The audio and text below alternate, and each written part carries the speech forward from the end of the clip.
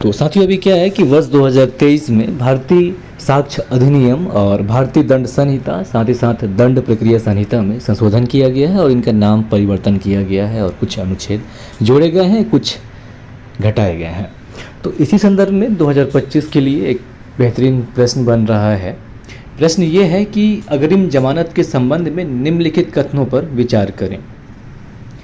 पहला है कि इसे भारतीय विधि आयोग की सिफारिशों के तहत पेश किया गया था।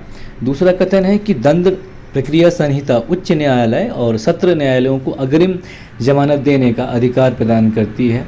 और तीसरा कथन है कि सर्वोच्च न्यायालय के अनुसार अग्रिम जमानत संविधान के अनुच्छेद 22 के तहत मनमानी, गिरफ्तारी और नज़रबंदी के खिलाफ अधिकार का समर्थन करती है। बताना है इनमें से कितने कथन सही है या हैं। केवल एक, केवल दो, तीनों या फिर कोई नहीं।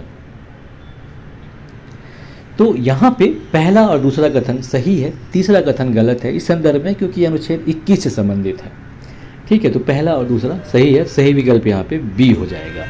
अब अग्रिम जमानत की अगर हम बात करें तो यह भारतीय जो दंड प्रक्रिया संहिता है उसके धारा 438 में इसका वर्णन किया गया है और बीएनएसएस में यह चेंज हो गया है।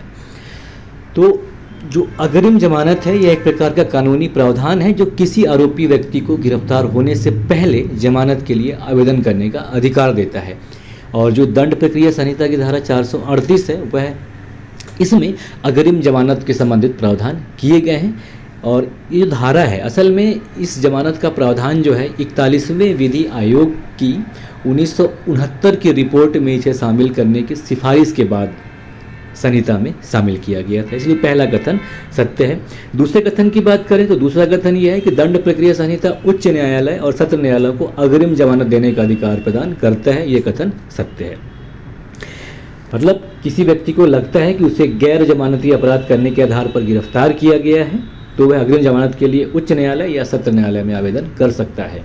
ठीक है, तो दो कथन भी सही है। बात तीसरे कथन की अगर करें तो तीसरा कथन जो है ये गलत है। हुआ ये था कि गुरबख्श सिंह सिबिया वर्सेस पंजाब राज्य मामले में 1980 में जो तत्कालीन मुख्य न्यायाधीश थे वाई बी चंद्रचूड़ साहब, उनकी अध्यक्षता वाली 5 न्यायाधीशों की सर्वोच्च न्यायालय की पीठ ने फैसला सुनाया था कि दंड प्रक्रिया संहिता की धारा 438 की व्याख्या संविधान के अनुच्छेद 21 के प्रकाश में की जानी चाहिए, है ना। तो पहला और दूसरा सही है, इसलिए सही विकल्प यहाँ पे बी हो जाएगा, केवल 2।